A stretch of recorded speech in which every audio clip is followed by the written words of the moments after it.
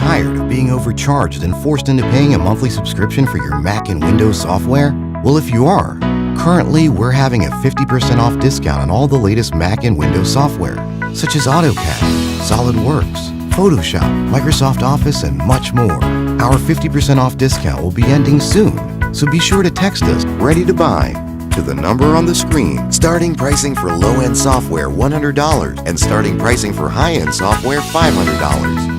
We aim to please, so expect 24/7 technical support, the latest premium software, instant software links delivered to your email, and PayPal buyer's protection guarantee. Order yours today to experience all the benefits of Ash Kickin' Natural Body Butter with skin so smooth and soft, you'll thank us for it. Shop Ash Kickin' online. That's ASHKICKIN.com.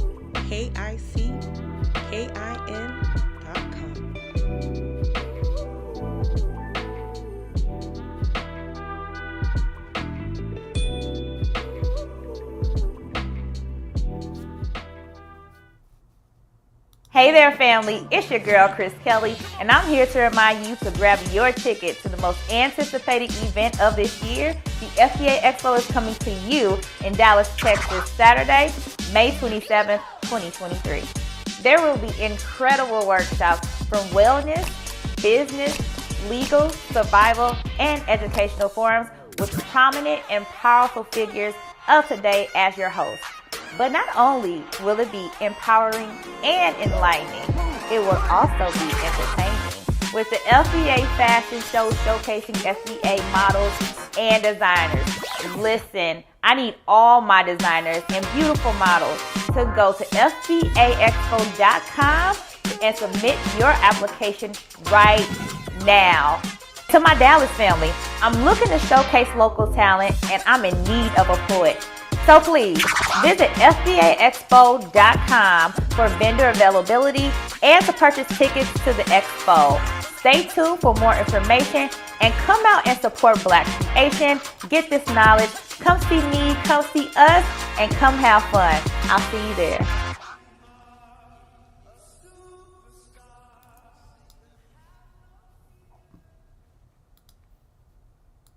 Boom, there it is. All right. What's going on with you guys, man? I'm here. I'm relatively on time tonight. Oh, yes, I am. I am relatively on time. A few minutes late, but I'm here relatively on time. Yes, I am.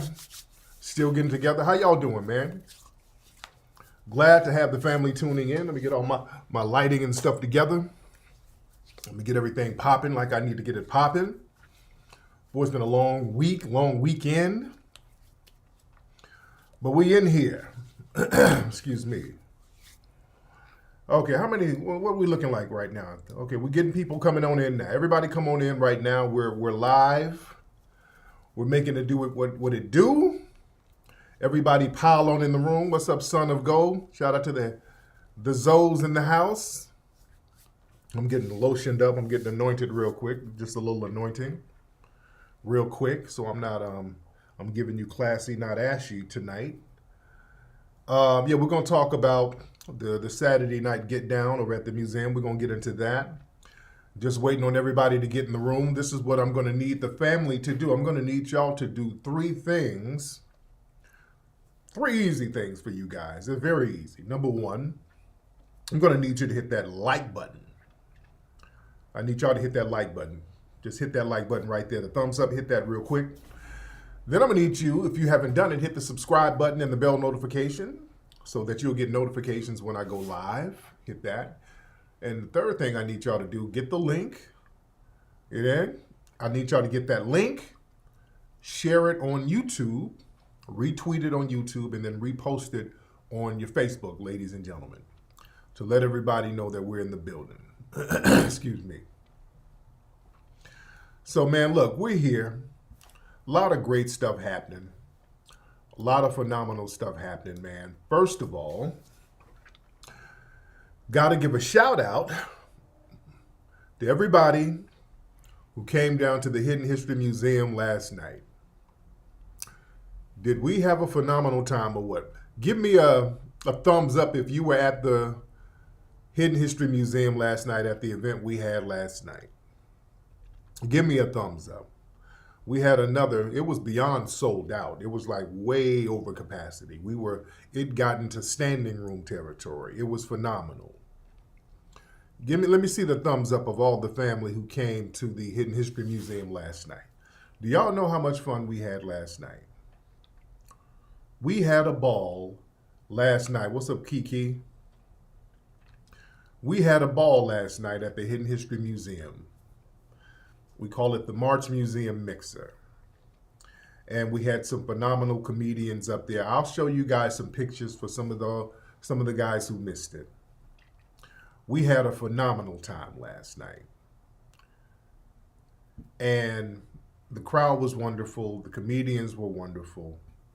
The energy was wonderful. I'm glad it didn't rain. This event was more popping than the soft opening we had. We had it more popping last night. Not to minimize the opening, because that was popping too. But it was raining that day, and we had issues with the toilets. So we got all of that rectified and knocked out. No, this is not a Mike Tyson shirt. This is Killer Mike. It's my brother Killer Mike. Killer Mike gave me this shirt last time I was down in Atlanta. But we had a great time. No glitches, no hiccups, nothing. Everything went real smooth. The museum should be open later this week. And what we're doing, again, we have to clean up and all that stuff. And get everything back organized. Because sometimes when we have these events, some of the artifacts gets knocked around a little bit. So we got to kind of figure out something with that. We get so many people in there, people start bumping up against the shelves, and some of the stuff gets knocked down. So we just have to kind of reorganize things. I'm gonna see if we can kind of tape things down within the shelves so things don't get knocked around so much, because we do have some delicate stuff in there. So we just got to get that back organized, and we'll be open later on this week. But it was a phenomenal event, man. We had so much fun.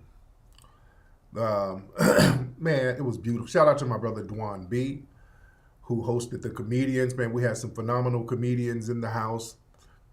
Pile on in the room. Waiting on everybody to pile on in the room. Pile on in the room. So I was fly last night. I was trying, brother. I was trying to be as fly as I could be. Oh, yeah. We have prayers out to Rolling Fork, Mississippi. From what I understand, there was a big tornado out there. And it kind of decimated this little small town. From what I understand, it's predominantly black. So that tornado just wiped that little town out, man. So not only prayers, let's try to get some resources to them. So the brothers and sisters, so we can get them rebuild down there, so we can get them straight. So we're going to start looking into that and seeing what's going on with that down there. But, oh yeah, you like the FBA streaming service. But listen, we're going to have events. We're going to start. It was such a success last night. People want to see that type of energy weekly, and we're going to give it to them. What's up, Mr. Scott? I met you last night. Well, much respect to you. What's up, Nikki the God? I see you. We're going to start doing weekly events, especially with the comedians. Yeah, oh yeah, let me talk. Yeah, London Brown was there. Let me show some pictures, if you don't mind. I'll show some photographs. And I just said I got food in my teeth, so don't trip. Let me show some photographs and videos of last night, just a little bit, just to show you how turned up everything was. We had a ball last night. Here's a little quick video clip. All right, that's a little video clip of the crowd. It was packed in there, looking lovely, looking beautiful. A lot of lovely ladies in there, guys, fellas. If y'all want to know where the lovely ladies at, a lot of lovely ladies in the house last night. You dig? A lot of lovely sisters in the house. Sisters, a lot of professional brothers there last night. My man from Arden Plumbing, he came through. My brother came out from Texas. The good brother from Arden Plumbing, man. He owns a business out there in Texas. He's going to be at the expo down there. I'm telling y'all, it was cracking for real. Y'all don't understand how hard it was cracking. Let me show some more images of what That's Nicety Girl right there. Can y'all see that? Hold on. Yes, that's Nicety Girl and her friend. They're in the back on our patio area. They were looking thickalicious. Shout out to those sisters. That's T Dynamite. Her and her homegirl came through. Hold on, let me show y'all some of the. Try to tighten it up here so y'all can see the ladies doing their thing. Her and her homegirl, they came through. What else? This is London Brown. This is brother London Brown. People say we look alike. We do. Do me and London look alike? This is actor, comedian London Brown. London Brown is on Raising Canaan. He's Uncle. What's his character's name on Raising Canaan? He's a great actor too. What's London Brown's character's name? It's Uncle what? He's Canaan's uncle. What's his character's name? It's Uncle. I forgot what the name is. Yeah. What's London Brown's character on Raising Canaan? And we do look alike. A lot of people say we look alike. Yeah, we like long lost brothers. A little bit. What's his name again? Was it Uncle Marvin? Okay. All right, Uncle Marvin. All right. So he was there. Who else? A lot of folks was there. That's my homegirl, Ro. She's an actress, and she's working with us on this reality show that we're doing around the museum. Oh, man, so many pictures, so much stuff going on. This is another actress here. I think her name is Ashley. I forgot what her name is, but there was a lot of people coming through. This was a Victoria's Secret model. Vogue magazine was there. This is actor, our Haitian brother, Jimmy Jean Louis. And y'all seen him in a whole bunch of stuff. Jimmy John Louis has been in a lot of stuff. That's our Haitian brother. Sac passe to that brother right there. So good people, man. Good solid folks came out. Beautiful crowd. Yeah, more pictures. Let me show John Dwan B. Let me show my brother Dwan B.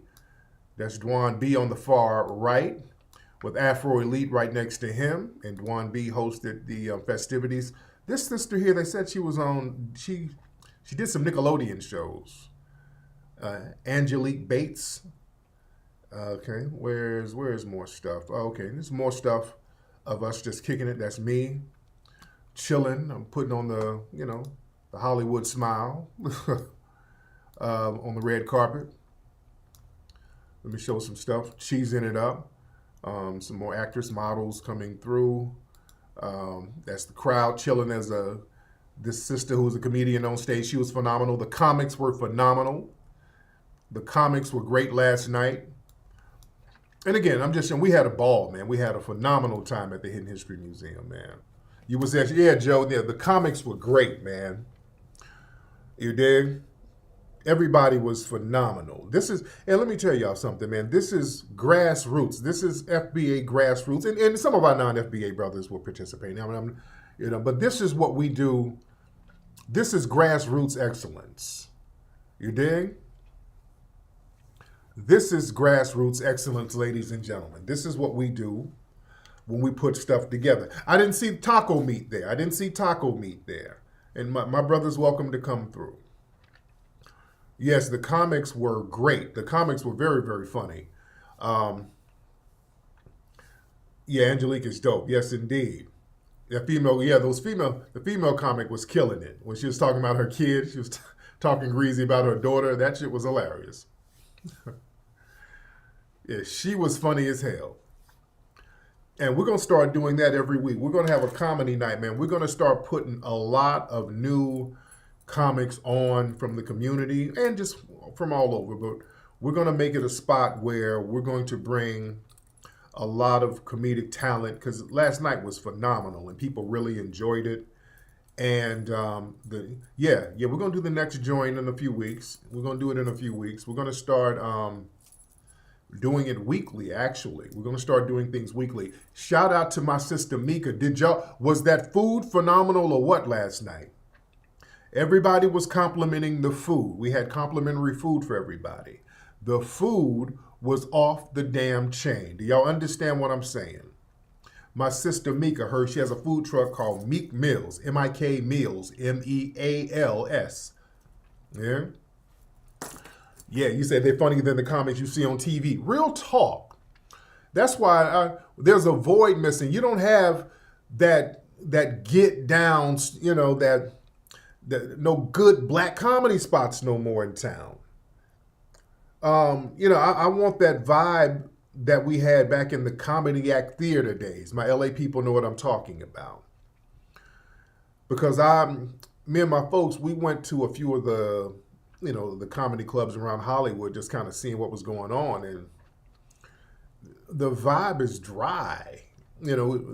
We need a venue so these comics can come down and just get down and do them, and just we need some of these brothers and sisters who's just stomped down funny, raw, edgy, and they can just come and do their thing. Yeah? So we're gonna create a spot for we're going to do a comedy night during the week. We're trying to figure out which night. Yeah, there's a void missing on the underground comic game right now. There's a void missing. Yeah?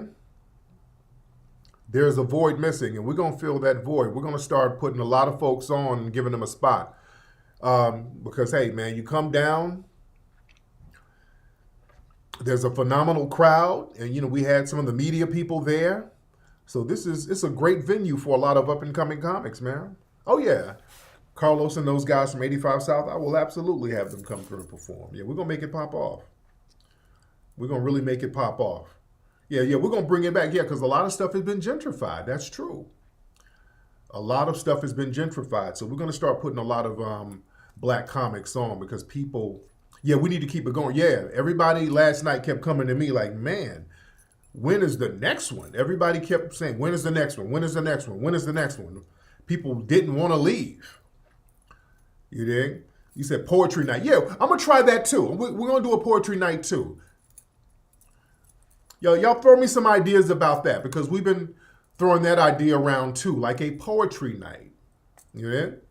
That will possibly work too. I know the comedy thing will work because last night was a huge success, but I'm thinking the poetry thing might work too. You dig? We in here, so we're trying to think of what night during the week will pop off for the comedy. Yeah, but y'all got to come through. You guys are gonna love the vibe. You're gonna love the energy. You dig? You guys are gonna absolutely love it. And we did a reality show pilot. We've been shooting that all week, and we were shooting some of that last night at the museum, and that's funny as hell too. I think we're going to do a premiere of the pilot, so you guys can check that out. So we're going to have a premiere for that, for the pilot, for the reality show. So the next event we have, hopefully that pilot will be edited by then. Say a poetry night will work. Do people still do poetry like that? The poetry slam thing? Yeah? The Al B. Sure gave me a shout out. When did he do that? And shout out to Al B. Sure. Love Al B. Sure. Clarence, when did Brother Al B. do that? Yeah? Do a health seminar. And again, I gotta say, thanks to you guys, to all the people, because this was a community thing, man. All the people who believed in the vision of what the museum was going to be, who contributed, man. I thank you guys, man, for helping me create a venue that will not just empower those in the community, but give a platform for so many of us. Because, look, we're employing a lot of people, man. Since we've opened up that museum, and we've employed, we're barely open, and we've already employed hundreds of people. Literally hundreds. People doing all types of work on the museum, outside the museum. Oh my goodness, man. So many people we've hired as it relates to the museum to do certain promotional things. Little small stuff like some of the plumbing and the heating and the painting this and fixing the doors. And we have hired hundreds of people and some of the staff. Yeah. You see? So yeah, man, it's a beautiful thing, and we're gonna keep that energy going. We're gonna keep that thing going. Yeah, the ballet was on point. Yeah, the ballet was good. Yeah, we had ballet there. Yes, indeed. So anyway, man, there's a lot of stuff we got to get into on tonight's broadcast, man. One thing, let's touch on actor Jonathan Major. They got him caught up. Actor Jonathan Major, and they've been parading Brother Major around the next hot black actor. He's in the movie Creed, in a whole bunch of movies, and they're A-listing him. They've been A-listing him, giving him all types of publicity, giving him shine, which is well-deserved, but you got to watch out for the white supremacist mindset. You got to watch out for that. You got to watch out for that, because you got to understand, in Hollywood, they got to make sure, if you're a black person, they don't want another situation where you are using the fame that they're giving you to provide activism for people in the black community. They don't want to give you fame and notoriety that you can use against the dominant society. You understand where I'm going? They always got to put a little dirt on you. Now, this is their technique now. See, back in the day, they put an actor on, and that actor get out there and use his notoriety to start doing things to help the community. Then they would try to scramble to find dirt on him. That was kind of hard. So what they do when they see you on that trajectory now, they throw it on you early so that they can circle back around to you. So with our brother Jonathan Major, they charged him recently, just out the blue, saying that he assaulted his girlfriend. Now, I don't know if this is a Becky or a Karen. I don't know who the girlfriend is. But they said he assaulted his girlfriend. Yeah. And now his lawyer is saying that the woman has completely recanted. There's video evidence that he didn't do anything, which I don't, it sounds like he really didn't do anything, but they are, again, I know how the white supremacists think, and they have to sprinkle some dirt on you. She recanted her statement. Okay. Right. Remember, Michael Irving, there was something with Michael Irving where he was talking to this white woman at a hotel, and there's video of it. I don't know if she knew the video was coming out, and she acted like he pulled his dick out and hit her in the head with it, the way she was talking. Yeah. So, Jonathan Major, even if the accusations are weak, they can still use that to smear you up, even if you're innocent. Remember, they did that with our brother Nate Parker. When Nate Parker ventured out on his own, he used his notoriety to raise his own money to do an independent film about Nat Turner. All of a sudden, they start talking about rape allegations that he was cleared of. And they had all of those tether mammies. I don't want y'all to forget. This is why I play no games with the tethers. They had all of those tether mammies sitting up here running interference for the white supremacists. I don't care if he was found innocent. Hell, he probably still did it. Remember when they were on that? You see? They did that to Nate Parker. Anytime you start using the fame that they give you to build something empowering, they're like, uh-oh, nigga. No. We're not going to play that game. Yeah. That's why they were getting that Bill Cosby so hard. It's not, I'm going to put the tinfoil kufi on. When Bill was using that notoriety to start making big-time purchases where you're going to control wealth, then all of a sudden, they start getting all of these people and saying, hey, look at what he did, which was horse crap. And by the way, guys, Bill Cosby called me yesterday. I spoke with Dr. Bill Cosby yesterday. Bill Cosby called me to congratulate me about the success of the museum, ladies and gentlemen. Did y'all know that? Dr. Bill Cosby called me yesterday. We had a brief conversation, but showing love. And he gave a little something for the museum, by the way.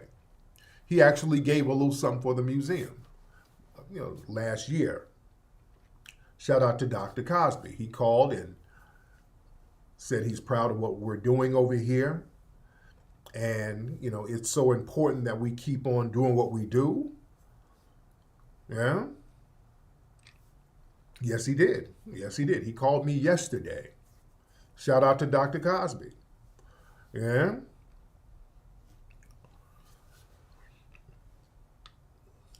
I love them, brother. Dr. Cosby and Camille, and I have a book by Camille that she wrote in the 90s where she was going in on racism. Camille Cosby is a writer. Y'all don't really understand how much of a writer Miss Camille Cosby is. You understand? Yes, I hope Mr. Cosby is doing well. There's some other, they've thrown some more bogus accusations at him. There's some more women that then came out in New York. He told me that, they done brought out a whole new crop of women with these bogus accusations. So, he's in good spirits, and I hope he keeps his head up with these bogus accusations. Yeah? Yeah? Yes, indeed. I would love Dr. Cosby to come down to the museum. That would be a great thing. And Andrew, Brother Wyatt, his representative, the door for the museum is always open to him. He can come down and do his thing, and the community will come through and represent and show him love all day, every day. The community will come down and show Dr. Cosby love anytime he wants to come down. Yeah? But we're going back to our brother Jonathan Major, man. Look, when it comes to us, they got to sprinkle that dirt on you, so that they can circle back around and kind of reel you in when you start getting a little too empowering, because they only get at you when you're trying to do something somewhat empowering. So with Jonathan Major, especially if you're an FBA, you're a Foundation of Black American, they know they got to get something on you. See, they don't do that to too many tethers. Notice they don't really throw the dirt on the tethers, and a lot of the tethers have all types of dirt, but they'll hide that because they know the tethers are going to get some act right. They know the tethers are going to fall in line. That's why they keep trying to put a lot of tethers in our roles. You understand? That's why they want to put them in roles that are meant for us, because they know the tethers all about them. I'm not trying to beat up on none of the immigrant class. I'm talking about the tether class. They know that a lot of the tether class, they're not going to put nobody on. See, when we get in certain positions as Foundation of Black Americans, we open that door and start letting a whole bunch of other people run in. We'll open the door and let you run in real fast. They know that. You know? Some of our Foundation of Black American entertainers, man, they've used their notoriety to put on a whole bunch of people. Well, yeah, Morgan Freeman. Remember? Now, Morgan Freeman, they had to throw a little dirt on him a few years ago. Remember? They said that he was looking at some white women who worked for him, looking at their breasts he was ogling them. They were using all of these little white supremacist terms that they reserved for us. And then that little story went away. Remember?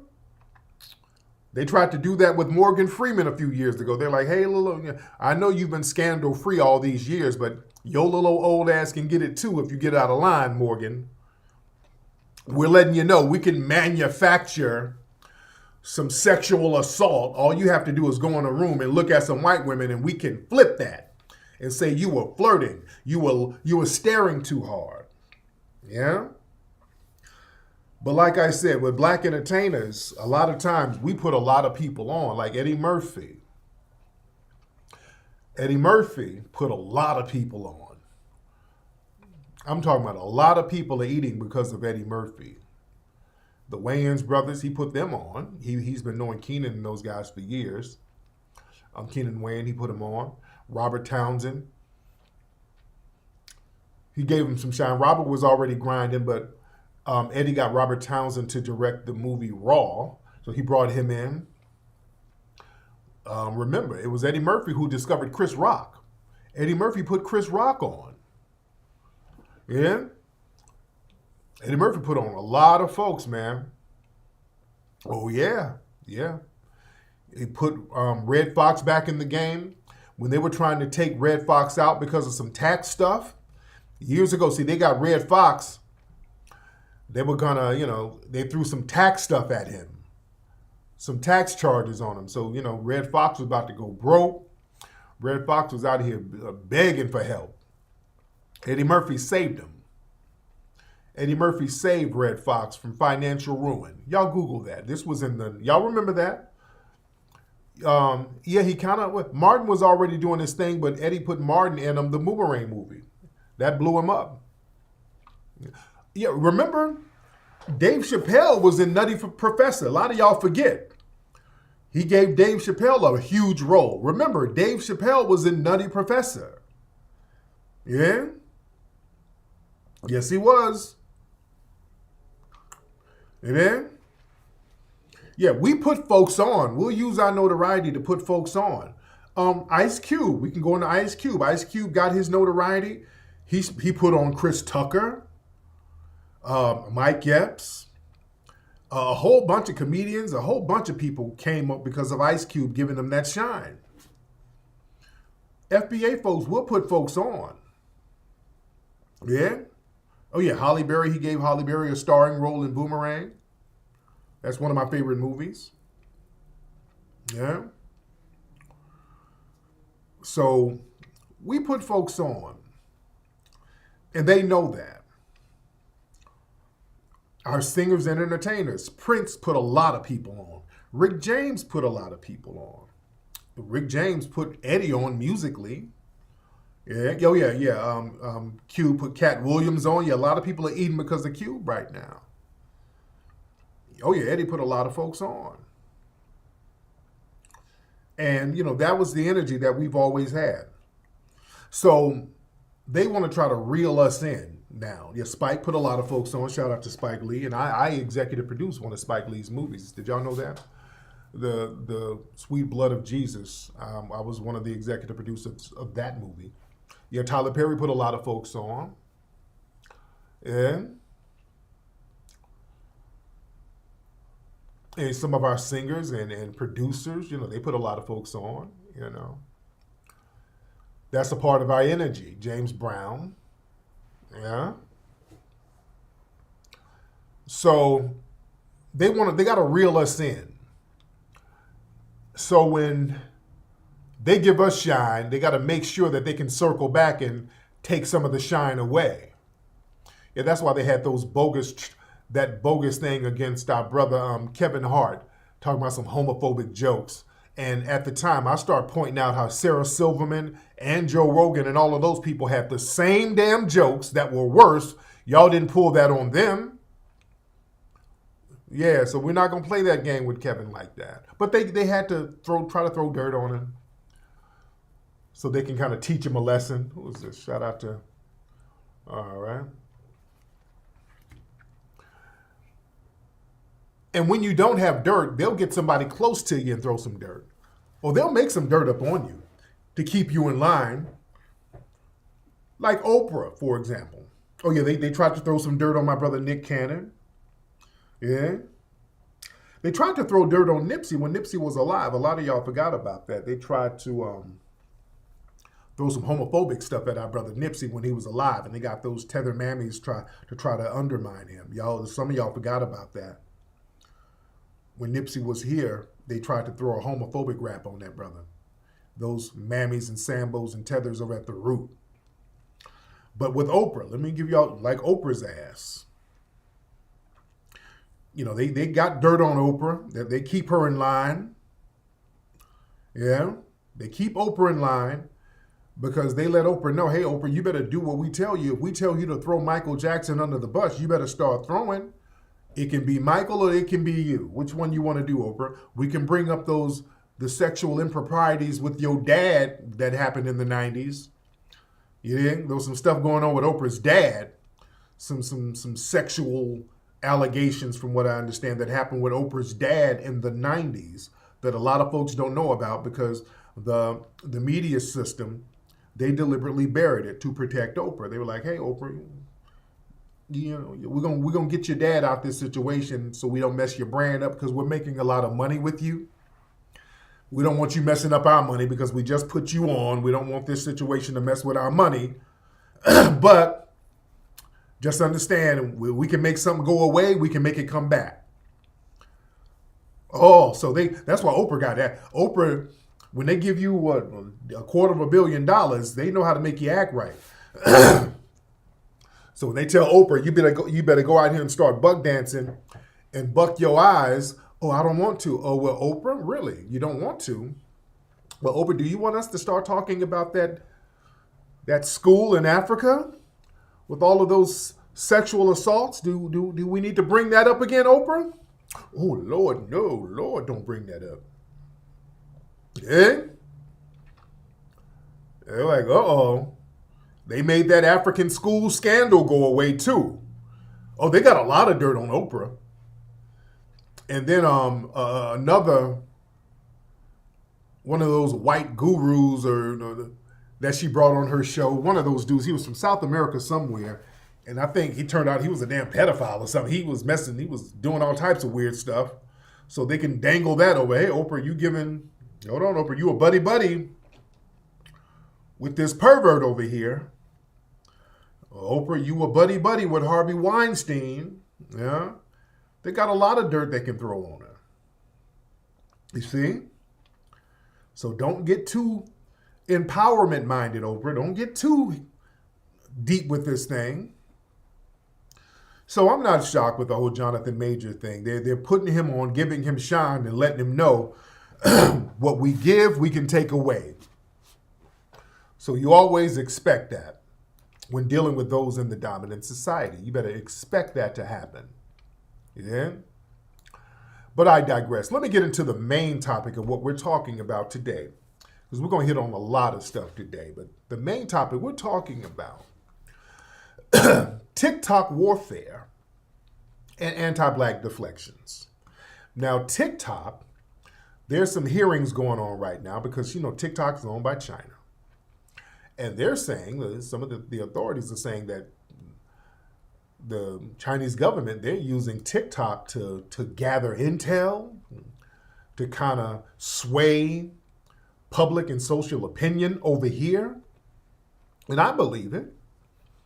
Let's look at some of these articles. Yeah, they're putting TikTok on the hot seat right now. TikTok, the app, for those who don't know, there's an app called TikTok. And look at some of the articles they're talking about with TikTok. Look at this. TikTok is part of China's cognitive warfare campaign. So they're saying, hey, man, China, they're using TikTok.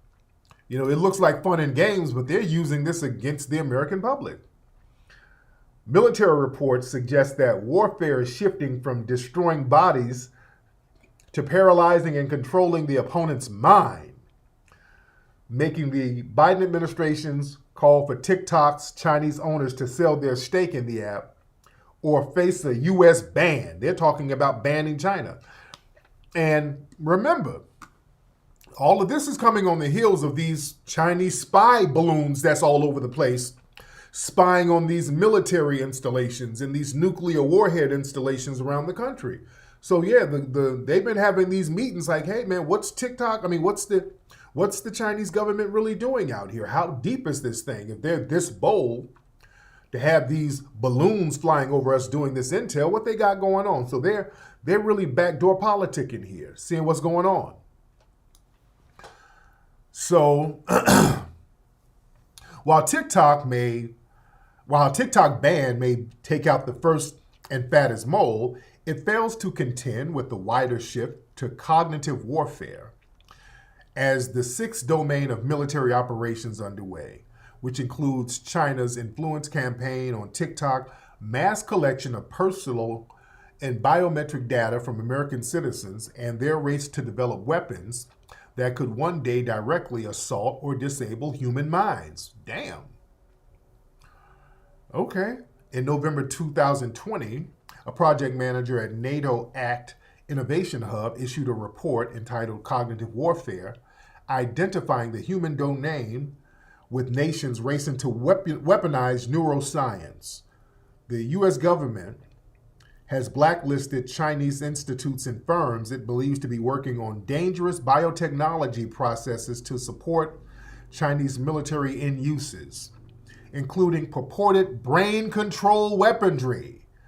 So, family, these people are possibly using TikTok to come up with things to kind of control the brain, to do subliminal programming, to make folks do stuff. They got technology for that kind of stuff. And they're saying that China might be using that. Okay? Now, what's interesting, they're talking about stopping the Chinese government from doing it, but the U.S. government does the exact same thing with Facebook and other apps. That's exactly what they do with Facebook. In Facebook, they gather information and they disseminate propaganda. They have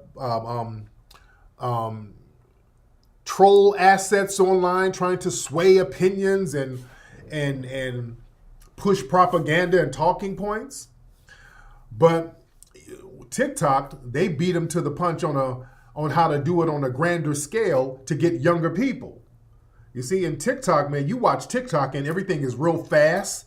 So there's so much entertainment and so much stuff coming at you real fast, you don't know what's hitting you.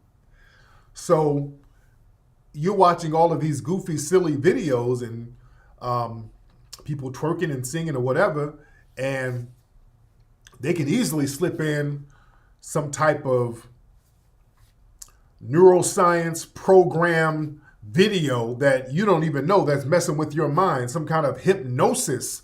They've probably done some kind of hypnosis thing with certain colors and patterns and light flashes, and they've done some testing and they said, hey, we can flash certain lights or flash certain images with a subliminal message and have some people do some things, which they were doing that in the 70s. They started doing that with movies. They were doing these experiments with movies where they would flash like a subliminal message on the screen real fast that you couldn't really notice it, but it was a subliminal message, and it would say something like, eat more popcorn, real fast.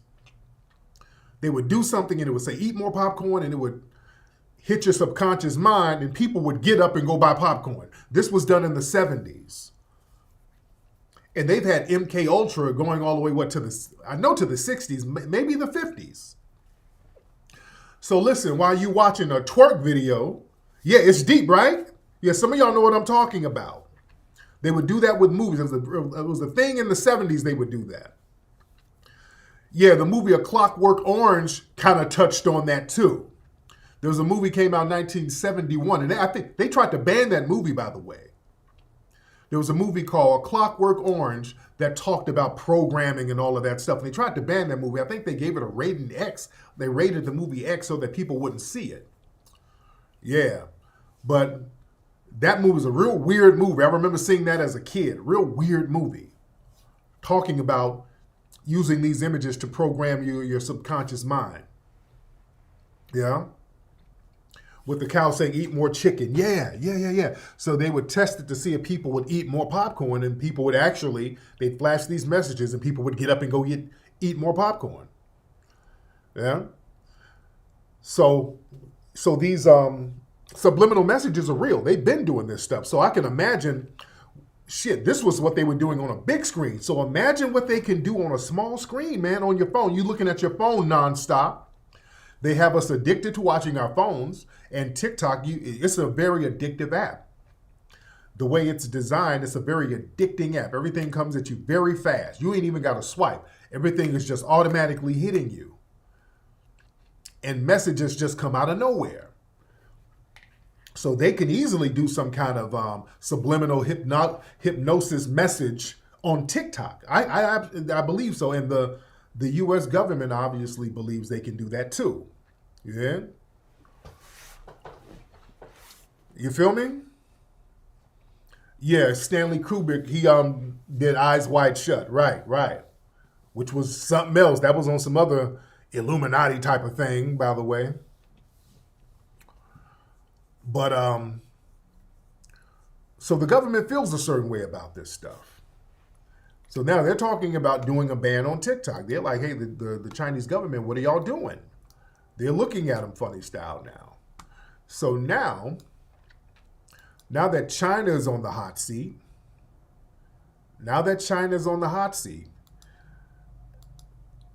those in Asian society, they're like, hold on, wait a minute, because now we don't want this to be the yellow peril again. We don't want this to be another situation where the Asians are the bad guy. So why don't we just shift the focus? So right now, because of this TikTok ban, here's articles coming out. Asian Americans are anxious about the hate crimes. The TikTok ban rhetoric is not helping. All right? By Brian Fung. This is an Asian writer. Ellen Mean doesn't go to the grocery store anymore. She avoids bars. She goes out to eat with her friends. This year, she had opted not to take her kids to the local St. Patrick's Day parade. She's a shut-in. She's a Korean American from central Pennsylvania. Ever since the U.S. government shot down a Chinese spy balloon last month, Min has withdrawn from her normal routine out of concern that she or her family may become targeted in one of the hundreds of anti-Asian hate crimes the FBI says are happening every year. Now they're talking about the Asian hate crimes. The rhetoric surged again this week as a hostile House committee grilled TikTok CEO Xu Cru for more than 5 hours on Thursday about the app's ties to China through its parent company. After lawmakers repeatedly accused Chu, who is Singaporean, of working for the Chinese government and tried to associate him with the Chinese Communist Party, Vanessa Pappas, a top TikTok executive, condemned the hearing as rooted in xenophobia. Okay, so I'm just giving y'all, I'm not going to read the whole thing, but this, right now, it's like, from Kung Flu to national security. So they're saying, hey, don't make us the bad guys. Don't make us the bad guys now just because some of our government officials are trying to infiltrate your government. Hey, don't make us the bad guys. So I'm showing y'all this to show you guys this. So now there was another hearing earlier this week where they were talking about anti-Asian hate crimes. And they had the U.S. Commission on Civil Rights. I think they had this Friday. I think they had it on Friday. The U.S. Commission on Civil Rights. I want y'all to listen to this. They're talking about civil rights. Now, civil rights, that's something that we fought for. So they had some Asian influencers and Asian politicians and Asian activists talking about the real problem with hate crimes against Asian people. Now that Asian people are getting on the hot seat with the TikTok propaganda and the spy planes and all this stuff, now that they're getting on the hot seat, they're like, hold on. Let's understand what the real threat is. Listen to this. Beaten, kicked in the head by 3 teens and an 11-year-old. 2 elderly women were stabbed with a machete while waiting for a bus. A 15-year-old boy was stabbed in the neck on the bus by a 12-year-old boy. However, none of these brutal attacks have been classified as hate crimes. Hate crimes, while certainly on the rise, are a small fraction of the violence faced by Asians in this country. According to the Department of Justice's 2021 Criminal Victimization Report, Asians were the victims in nearly 170,000 violent incidents, while the number of anti-Asian hate crimes in 2021 was just 305. This is not to minimize the impact of hate crime victimization, but to put the scope of the problem into proper context. The danger in restricting our analysis to just hate crimes is that we misdiagnose the cause. Who is responsible for these attacks against Asians? It appears that attacks against Asians only stirred interest on Capitol Hill once there was a way to blame conservatives or white supremacy, like that oft-repeated statistic that 75% of anti-Asian hate crimes are perpetrated by white people. She's got the cape on for Zaddy. Diving into the source material reveals it's based on incidents from 4,337 news articles about coronavirus-related anti-Asian racism in the United States. Of these, there were just 12 incidents with physical contact where the race of the perpetrator was known. Of those 12, 9 had white perpetrators, hence 75%. By comparison, the same study included 55 tweets from Donald Trump alone. Yet, a tweet never put grandma in the hospital. The urgent issue of violence against Asians predates COVID. The 2018 Criminal Victimization Report by the Bureau of Justice Statistics shows violent incidents by race of victim and offender. The largest share, 27.5%, are perpetrated by Black offenders, while Asians commit just 0.1% of such attacks against Black victims. Okay, there it is. It ain't the white supremacists. It's Black people attacking us when we don't attack them at all. Horse crap. Horse crap. They attack Black women. They be beating the brakes off Black women. We would show videos of Asian men beating the brakes off Black women. It never gets reported as a damn hate crime. They simply never get charged. That's why it's not documented. We have the video of it. It's on video. They just never get charged. It's not 0.2 or whatever. They just never get charged for harming Black people. All right, let's put that in context. Oh, they threw us under the bus, family. Hold on. Let's play some more of it. If all those living nearby were equally likely to attack Asians, Blacks are attacking Asians at more than 3 times the expected rate. As the average Asian lives in a neighborhood that's just 8% Black. On the other hand, white and Hispanic people are attacking Asians at about half the expected rate. This is not new. A 2008 analysis on physical assault crimes in San Francisco showed that in 85% of cases, the victim was Asian and the perpetrators were African American. Sadly, government policymakers and media outlets do not want to acknowledge that Black on Asian violence is a problem. And racial resentment is at the root of the problem. Racial resentment, guys. Okay, these are your allies right here, guys. These are your allies. They're like, hey, yeah, we got spy planes and stuff. But the problem of the Blacks, come on now. Just understand look,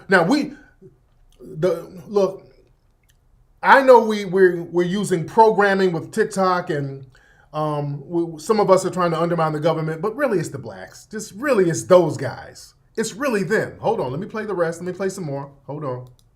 This resentment is well explained by the middleman minority concept. Resentment. Immigrants who occupy a low barrier niche in the economy like retail and via punishing work schedules and self-sacrifice ascend from poverty to prosperity, often within one generation.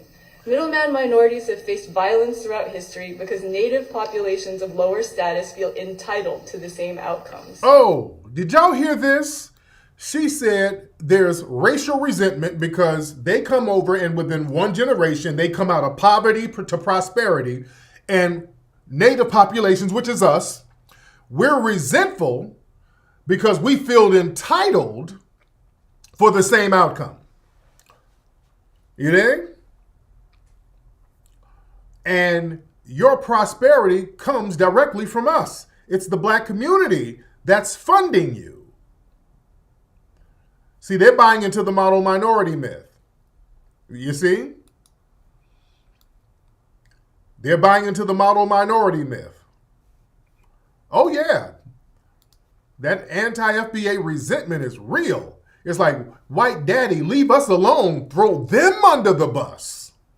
That's why I've taken the cape off, dude. Hold on. Let me play some more of this stuff. Hold on. Let me play a little bit more. Hold on. Where? Today's expectation of equal outcomes can be summarized by one word: equity. The repetition of this term in policy discussions implies that all outcomes should be doled out proportionately amongst different racial groups, regardless of relevant factors such as behavior. But we should expect proportionate outcomes only if these are assigned at random. But police don't arrest people at random. Courts don't imprison people. Okay, that's enough of her. That's enough of her. See, I don't do the cape no more, man. Let me say this. This is why this is so insidious and disgusting. This whole thing about we come from poverty to prosperity in one generation. That's because we kicked the door in for you, and we are your economic base. And family, these folks were getting smacked around by the white supremacists left and right. We were the ones putting the capes on for them, back in the 1960s and in the 70s. I don't do the Cape no more, man. In the 1960s, when white society was crapping on them, it was white supremacists. They were over there throwing napalm on you and all of that stuff. And Agent Orange and all of that. It was black people who were like, nah, that ain't cool. You understand what I'm saying? Let's go back. We don't even have to go to Vietnam. Let's go back to David Fagan in the Spanish-American War and the American-Filipino War when they went over there fighting in the Philippines, and the U.S. government was damn near creating genocide over there, about to wipe all of those Asian Filipinos off the map. It was black people, our brother David Fagan, a Foundation of Black American from Florida, who actually said, no, I can't go with this. My spirit won't let me allow them to kill these little brown Asian people. He defected from the U.S. government and started to teach the Filipinos guerrilla warfare so that they can survive. Man, we've always put our lives on the line.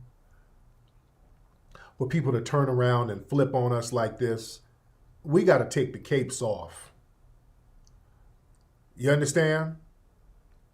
We're not going around attacking no Asian people. A lot of those videos that we see, some of those are clearly propaganda videos. Some of them use the same actors in some of those videos. Yeah, Geronimo Pratt saved some of them.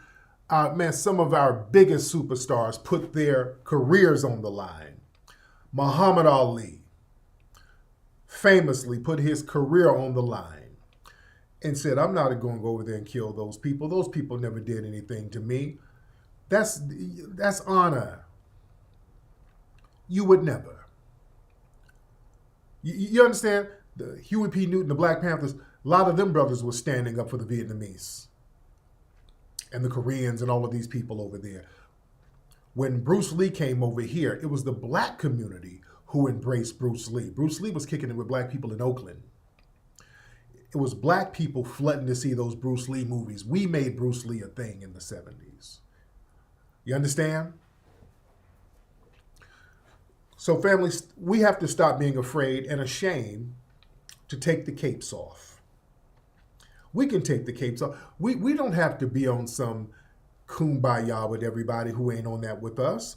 Everybody selfishly looks out for their own group. And all right, if that's what we own, all right, we got to be on that to a certain degree too. We got to be on that for our survival, especially as foundational Black Americans. I have no problem doing that. We have enough resources among ourselves. We just have to deal with each other in an empowerment mindset and just be codified. But I'm not about empowering all of these other groups over us so they can turn around and get up there and try to get hate crime bills against us. She's getting up here basically trying to tell the FBI, hey, why don't y'all punish some more of these Negroes? The white supremacists, they're not the problem. White mommy and white daddy is great. It's the blacks that you got to get. Yeah. Take the capes off, family.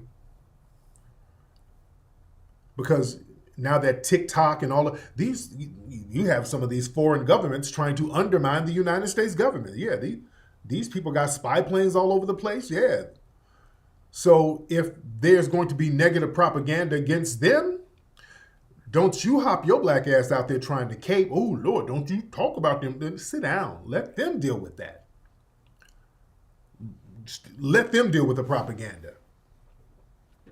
Because we so quick to jump up and try to defend all these other groups. Okay, if there's negative propaganda about you, we were doing that with the Arab people. When the Arabs, after 9/11, and the people were looking at the Arabs funny style, there was a lot of black folks, especially the Congressional Black Caucus types.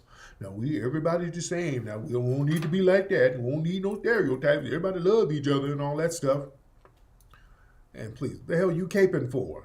These are the same people that are... you walk into their store, they'll try to blow your head off if they think you about to steal some of their stale candy. Yeah? Yeah, just like the Ukraine. The Ukraine got a bunch of white supremacists over there, neo-Nazis, and you have these Negroes running around here with Ukrainian flags. Sit down. When you see a Negro with a Ukrainian flag on his profile, don't you just shake your head like, dude, come on. Come on, man. You there? So we're letting everybody hold their own nuts. Yeah? You deal with your propaganda, we'll deal with ours. We've been dealing with propaganda, anti-black propaganda from day one. Don't nobody come and cape for us. Don't nobody come to our rescue. Don't nobody cape for us. Don't nobody do nothing. Yeah? We always deal with propaganda and anti-black images.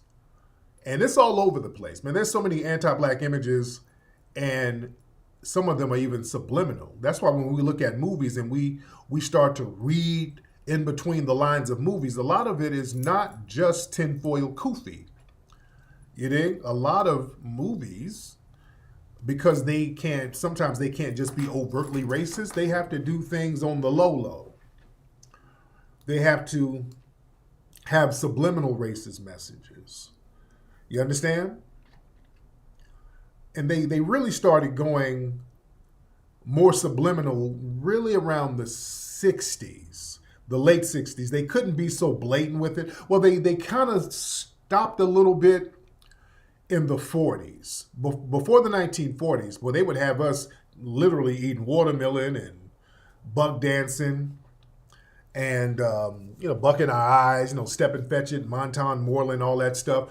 Around the 1940s, when World War II was happening, they eased off that because they wanted black people to have a more patriotic, inclusive view of society, because they needed to recruit us. They needed us to, be spiritually grounded to want to fight in the wars. So they kind of had to, ease up off that.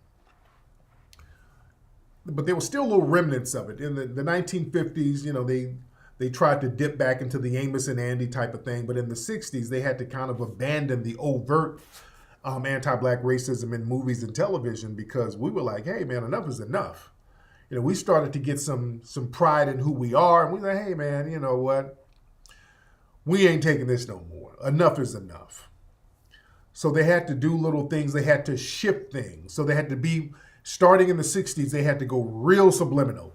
They had to do movies like Planet of the Apes. Planet of the Apes was about the Watts riot. Planet of the Apes came out a couple of years after the Watts riot. That was an allegory to the Watts riot, because they saw black people turning up, and that was scaring them subliminally. That was scaring them. So they had to put these messages out. Hey, what if these Negroes take over the planet? What if they take over? What's it going to be like? How we going to act? You know? Yes, SWAT was created in the 1960s. Yes, it was. They created SWAT in the 1960s. But a lot of these movies that you think are like fun movies, and even in The Godfather that came out in the 70s, they were throwing some subliminal stuff about black folks. There's that famous scene in The Godfather where one of the guys said, hey, we don't deal with dope, but if we sell dope, sell it to the coloreds, let them lose their souls. They're animals anyway. So they had to throw little stuff like that in there. Yeah, King Kong was about Jack Johnson. Y'all remember Willy Wonka and the Chocolate Factory? Y'all remember that? How many of y'all remember the original one? Now it's Charlie and the Chocolate Factory. But in the original, when did it come out? 1971, right? That was Gene Wilder. Willy Wonka and the Chocolate Factory. Y'all remember that? What was the name of his workers? What was the name of Willy Wonka's workers? Let me see if y'all remember. Let me see some of my old school people in here. What was the name of Willy Wonka's workers in the Chocolate Factory movie? And that was a kid's favorite for a long time. They were called the Oompa Loompas. Yeah? They were called the Oompa Loompas, right? And the Oompa Loompas were like these little orange characters, right? Yeah, they were like these little orange characters. Yeah? And the Oompa Loompas, in the original book of Willy Wonka and the Chocolate Factory, in the original book, the book came out in 1964. The book came out in 1964. Let me see if I can see something real quick. Okay. It was Charlie and the Chocolate Factory in the original title was Charlie and the Chocolate Factory. Let me see something real quick. Hold on. Let me see if I can pull the original book up for you. The Oompa Loompas were actually black pygmies in the original book. But for the movie, they made them orange dwarves, basically white dudes. Y'all know that? In the original book, the Oompa Loompas, I'm trying to see if I can find a copy of the original book. Excuse me. The 1964 version. Hold on, I'm looking for it real quick. Yeah, the original book. Where we at, thing? All right, let me see if I could look in the book. But the original Oompa Loompas were black pygmies from Africa. I bullshit you not. They were black pygmies from Africa. Hold on. Hold on one second. I'm trying to find the original book. In the original book, okay, come on, dang, god damn. Okay. I'm trying to see pictures in the original book of them. Come on, what is this thing? Come on, thing. Okay, I'm about to crack open the original book of it. Excuse me. But yeah, Willy Wonka, Charlie, in the book, he went to Africa and saw some pygmies. All right? And they were living in trees and they were starving to death because of something. They were running from something. They started starving. So he put them on a ship, brought them to America, and had them work at his chocolate factory. I think this is it right here. Hold on. Wait. This is it. Hold on. Let me see something. I'm looking it up right now. Hold on. But yeah, in the original book, the Oompa Loompas were black. They portrayed them as black. Oh, here it is. Wait. Where is it? Okay. I'm looking in the book now. I'm about to show y'all what I'm talking about here. But yeah, the original Oompa Loompas, yeah. Okay, yeah, this is right here. So those were the original Oompa Loompas. They were black. They're like black pygmies. All right. So they had to change them to orange dwarves. But hold on. Let me go back and... So yeah, the Oompa Loompas. Okay, yeah, here they go. So yeah, these were the Oompa Loompas right here. So the Oompa Loompas were black. These were the Oompa Loompas. They were black African pygmies. The Oompa Loompas, you say there were no people in the world as small as that, Mr. Wonka said, laughing. They must be pygmies. Yeah, they are pygmies imported directly from Africa. They belong to a tiny tribe of miniature pygmies known as the Oompa Loompas. I discovered them myself. I brought them over from Africa myself. There's a whole tribe of them. I found them in the deepest, darkest part of African jungle where no white man has ever gone before. They were living in tree houses. Otherwise, being so small, they would have been gobbled up by every African animal in the jungle. I found them starving to death. They were living, they were living on green caterpillars and that tasted revolting. They were looking for other things to mash up with their caterpillars. An Oompa Loompa was lucky if he found a cacao bean a year, and they craved them. Oh, this is some racist shit, boy. So basically, the Oompa Loompas were African pygmies, and they were starving to death, and that's where the whole chocolate thing, they were over there eating cacao beans. Oh, God, it was racist as hell. Yeah.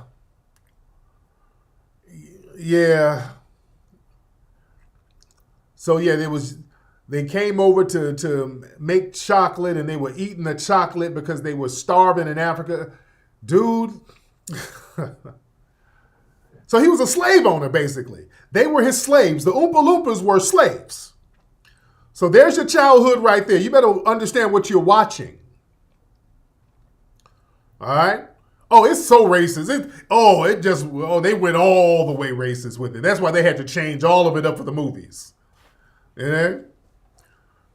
Oh, we're rent free on these white supremacist minds, man. We're rent free. Yeah, you can't make this type of stuff up. The racism, you can't even make it up. That's why let me show y'all how racist this shit was. I gotta show you the actual book so you can believe it. So y'all don't think I got a tinfoil kufi on.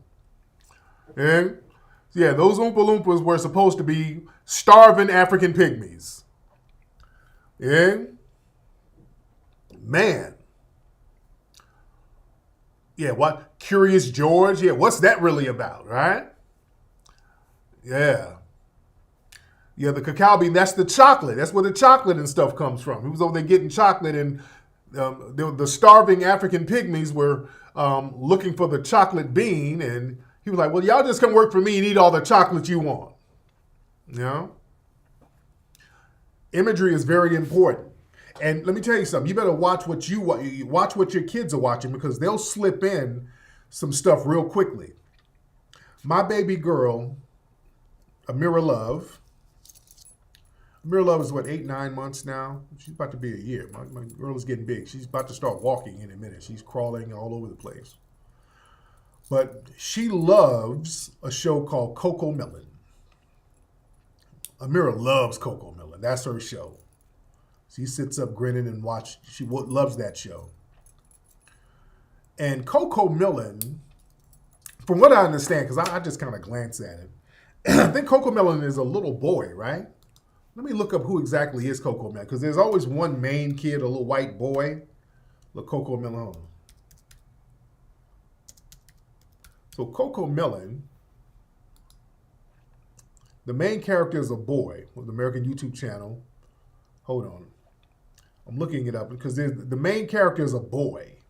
And I don't know if his name is Coco Melon or, let me see, content, the animals. Okay, so the boy doesn't have a name, but one of the main characters is a boy. Sometimes they have black kids on there, so it's just kind of all over the place. Okay, so Coco Melon is just the name of the whole thing, but I think one of the main characters is a boy. And we had the Coco Melon on the other day. And no, Coco Melon is not black. Now, y'all jumping all over the place. Y'all all over the place. But the main character is a boy. His name is JJ. Okay. He called it dumb. Okay, so we had Coco Melon on. Amira's watching Coco Melon. Little JJ, that's the little white boy. And my son Mateo was watching too. He's just sitting there watching it. And, they sing little songs, the wheels on the bus go round and round. They be saying the ABCs, and it's all innocent, it's all cool. And one day they were singing a song, and the kids were dancing, the little cartoon kids, and the boy, JJ, he was with his teacher.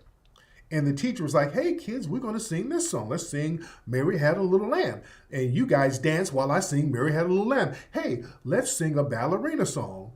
And the boy, JJ, the teacher put a pink tutu on him. So while the kids are singing, the boy is dancing around in a pink tutu. I'm not even paying attention. I'm looking, but I'm not really paying attention. This little kid shit. But my son was like, hey, why does that boy have on a tutu? Boys shouldn't really be wearing that, should they, Dad? I'm like, oh, shit. Oh. My son caught it. I didn't even, this shit was so fast, and it was so innocent, like the way they did it. I didn't even catch what they were doing. I'm like, oh, yeah, you're right. Oh, shit. Oh, okay. So yeah, you have to debrief your kids watching this stuff. You better watch what they're watching and just kind of see what they got going on here, man. Yeah, my son called it like, Dad, why does the boy have on a pink tutu? Oh. Yeah. So yeah, they'll throw that in there real fast and make it seem real innocent, man. They'll do it real subtle. Yeah? They'll do it real subtle. Yeah? Yes, they'll sneak that stuff in, man. You better watch what they're programming to our children. Watch that, and you better start debriefing them. Yeah? Big time, man.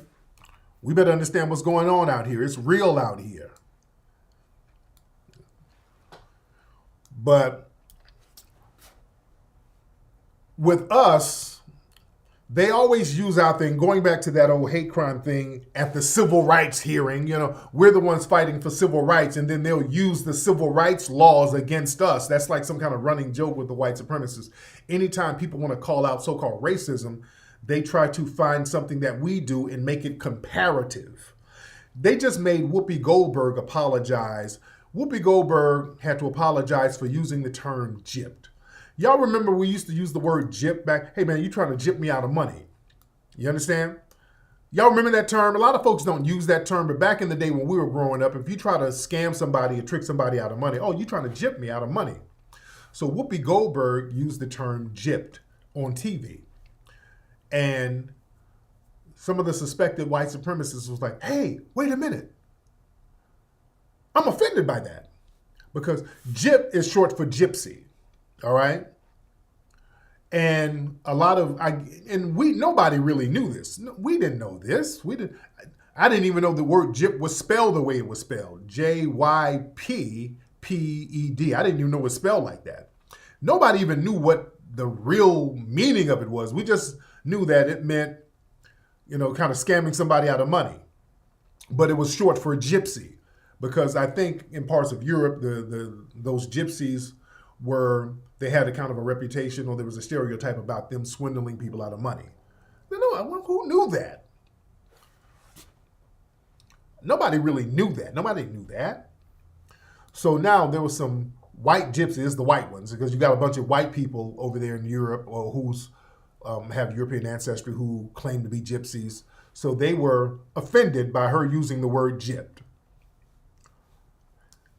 And she had to issue an apology. You understand? Hold on. Let me play Whoopi's apology. She had to apologize for using the term gypped, a term that nobody even knew what it meant. She tapes an apology for saying gypped on TV. Goldberg and her fellow hosts were discussing criminal charges against Trump.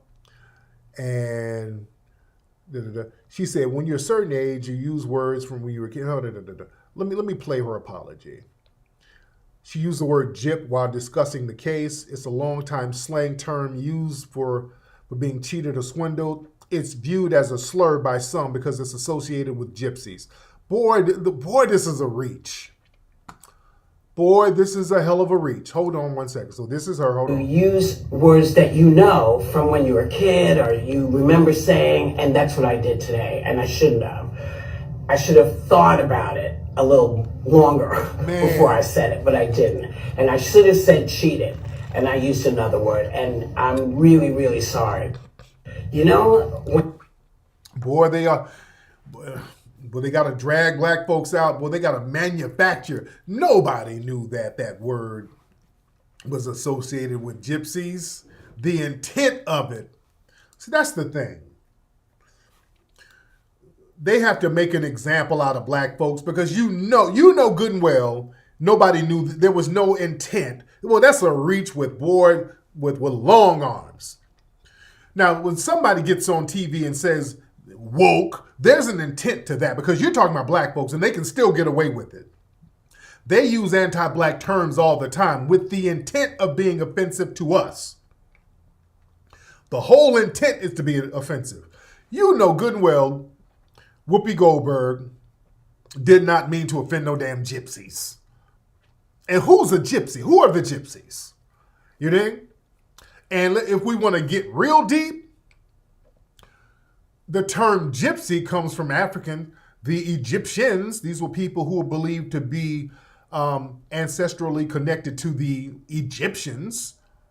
If you want to go there, this is why we better know history, dude. Yeah? So yeah, they had to reach for that. Yeah, and for years we thought the word was spelled J-I-P. Yeah? Real interesting dynamic here. But yeah, they try to pull that stuff on us all the time. Well, we in here heavy. We got almost 7,000 people in here. We in here deep. Shout out to everybody in here. And again, earlier on the broadcast, I was shouting out everybody who came to the Hidden History Museum.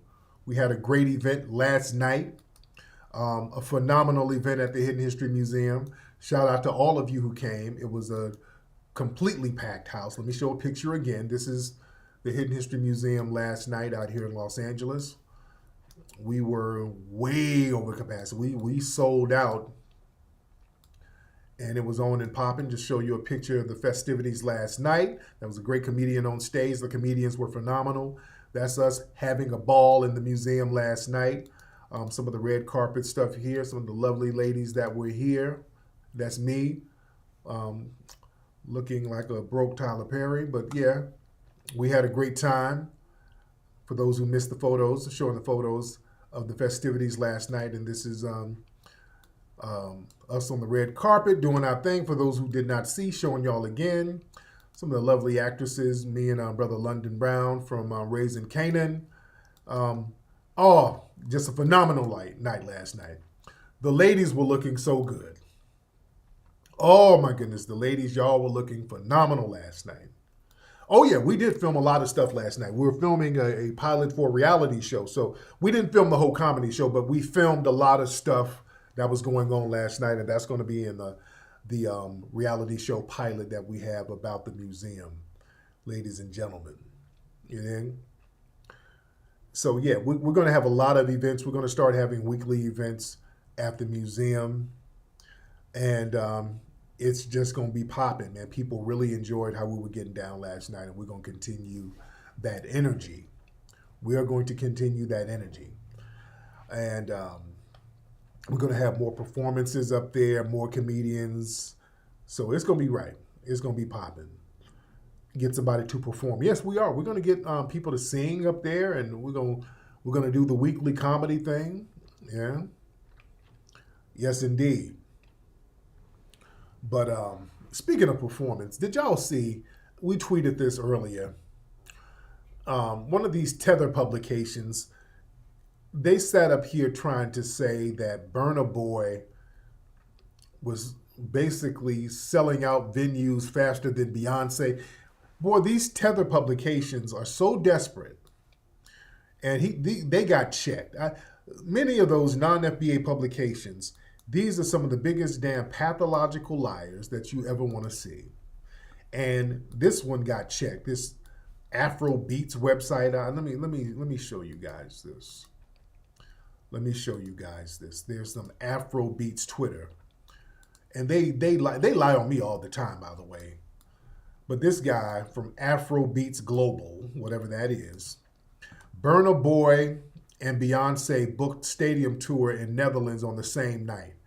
Burna's tickets are sold out while Beyonce's is yet to sell out.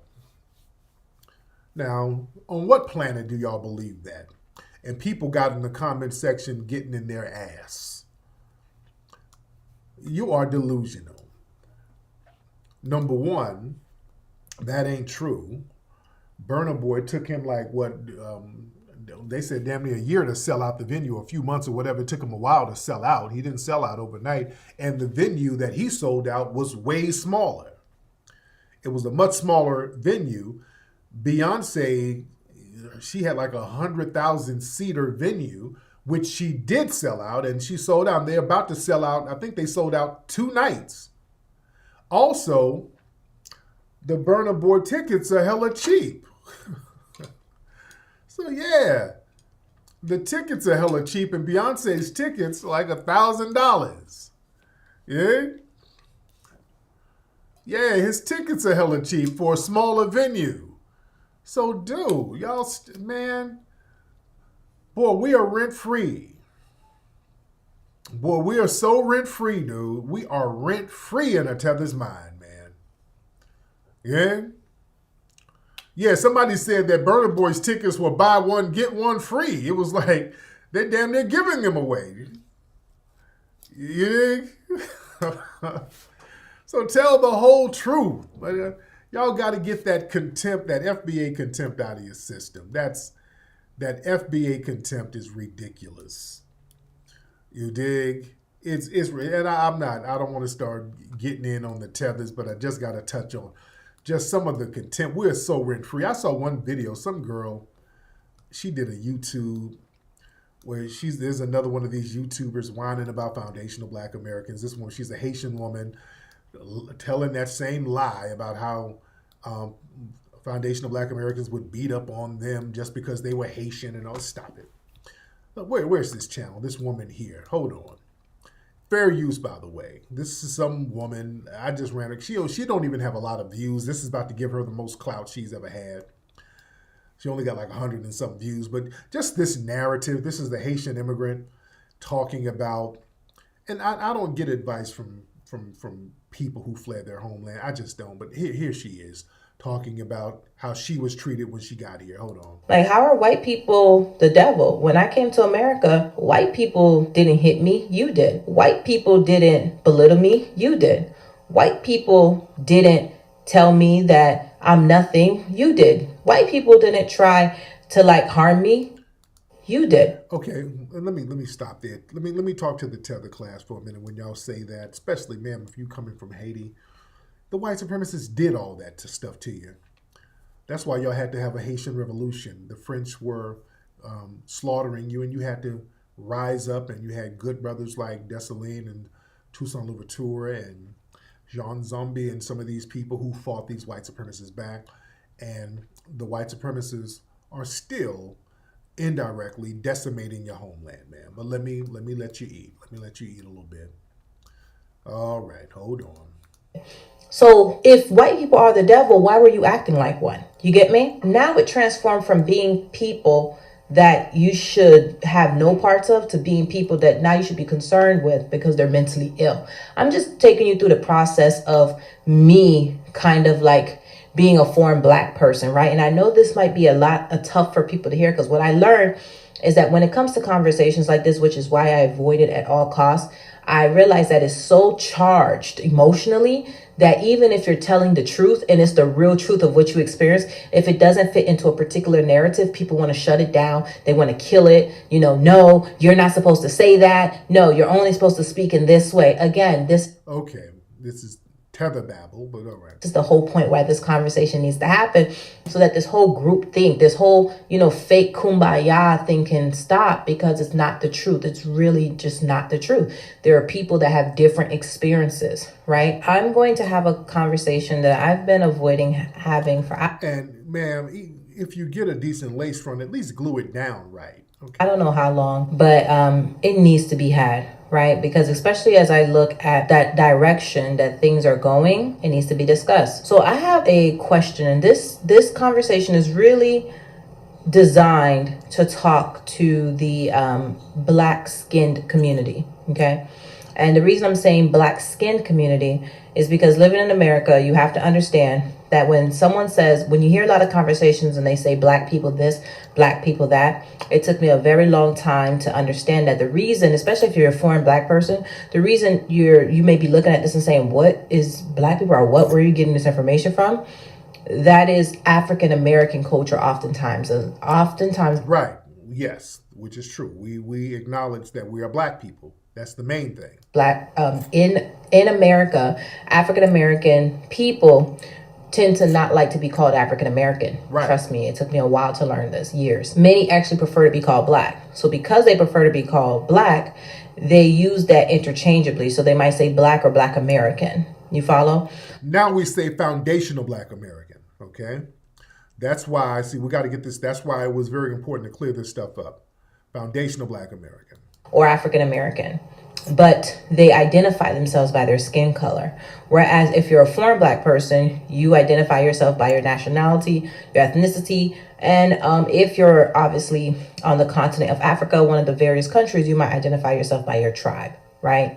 So this is a very different way of viewpoint of seeing yourself. The problem with it is because in America, the identity is the skin color, it drags a lot of different ethnicities and cultures of black skinned people into the conversation. So, okay, let me unpack that. Yes, we identify because of race, because if you just say American, there's a whole bunch of other people who done fled here who are now labeled American, who are different colors.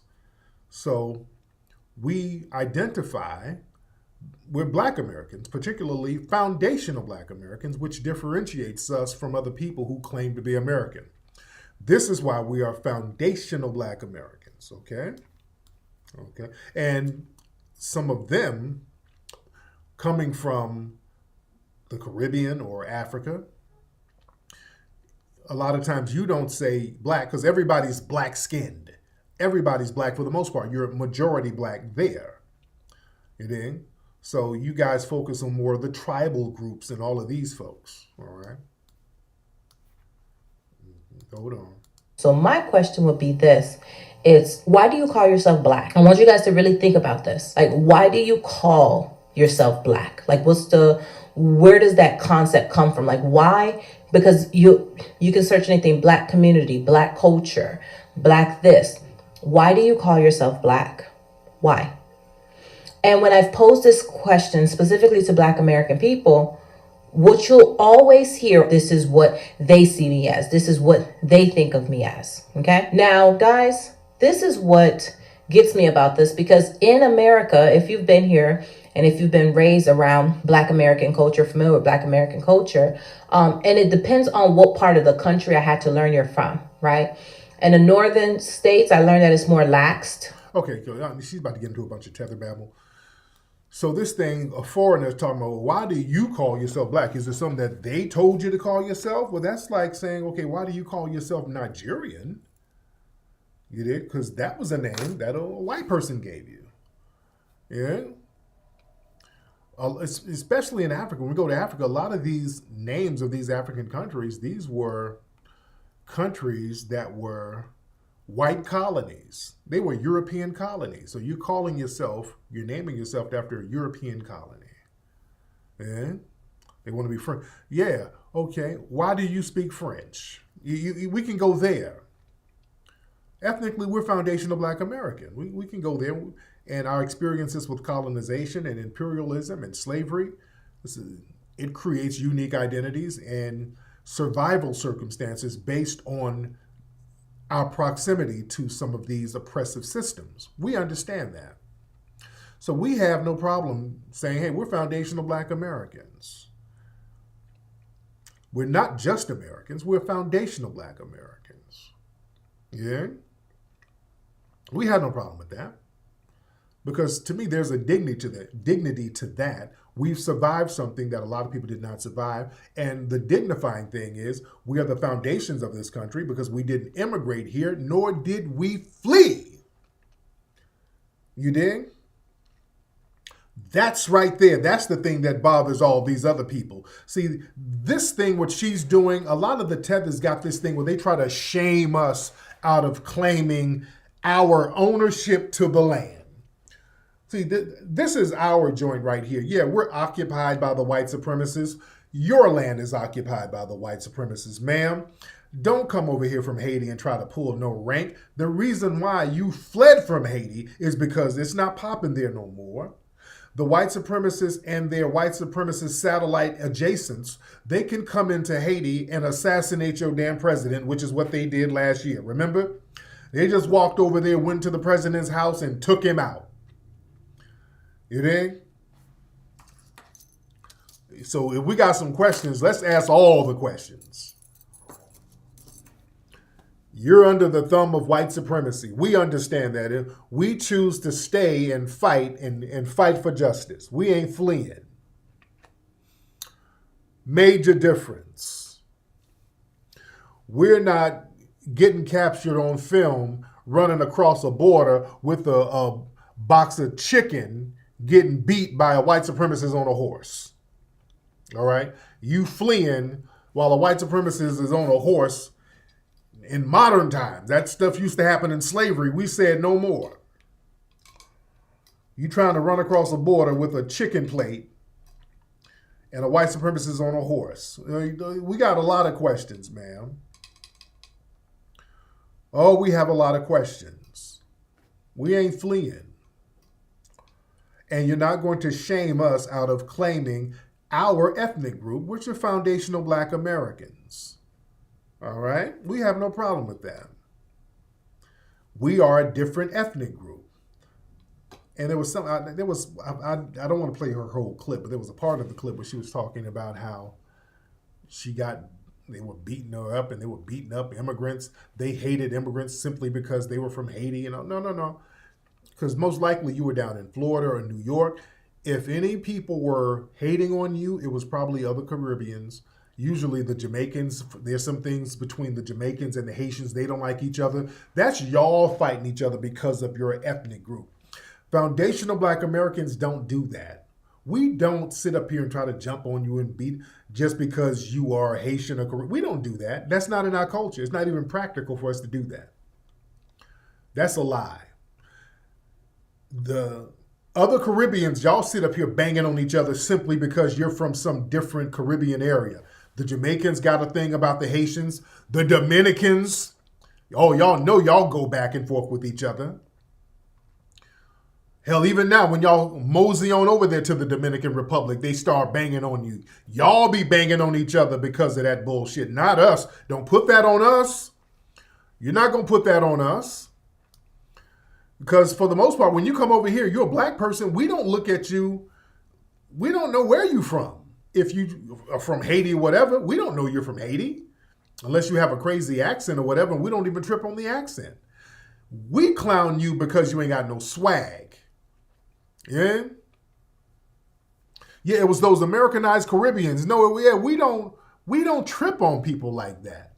Yeah, she was probably talking crazy and you got checked.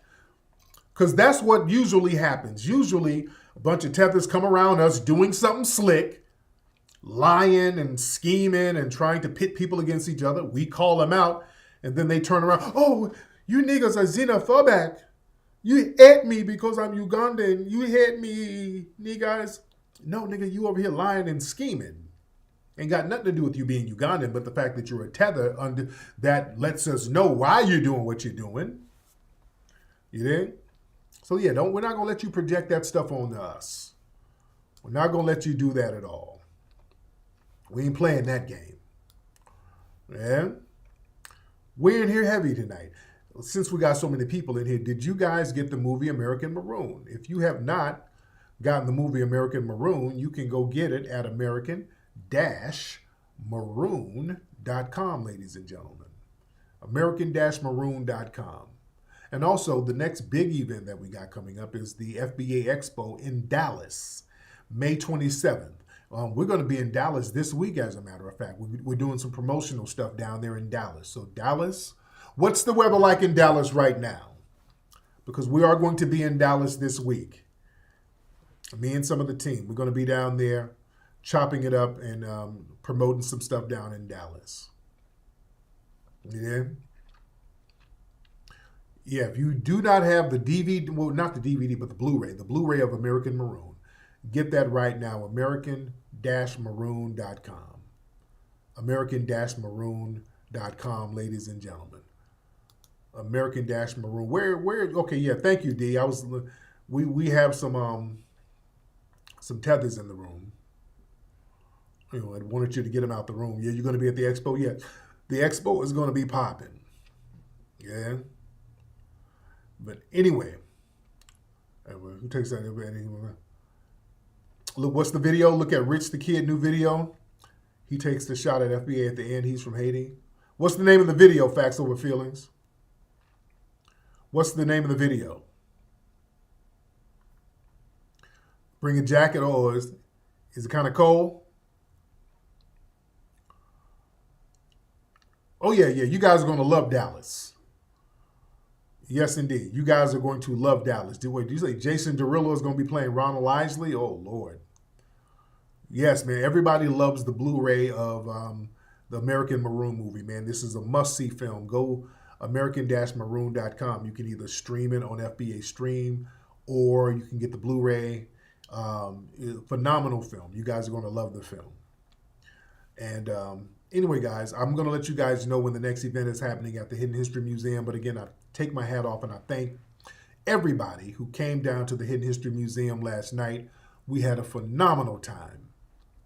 We had an absolutely phenomenal time last night, man. The crowd was beautiful and phenomenal, and we're going to keep that energy up.